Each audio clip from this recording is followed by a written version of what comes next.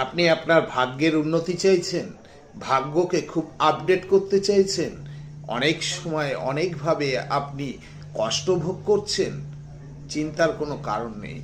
সোমবারে এই উপায়টি করবেন।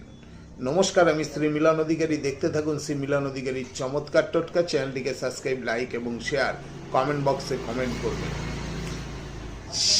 দেবাদিদেব মহাদেবের কাছে অর্থাৎ শিব মন্দিরে সবাই যায়, কিন্তু এমন কিছু ক্রিয়াকার্য আছে যেটাতে নাকি দেবাদিদেব মহাদেব খুব প্রসন্ন হয়ে থাকে।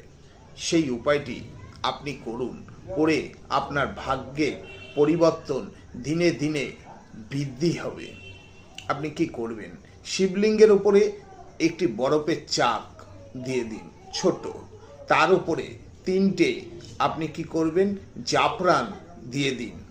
দিয়ে আপনার মনের যে আকাঙ্ক্ষাগুলো দেবাদিদেব মহাদেবকে বলুন।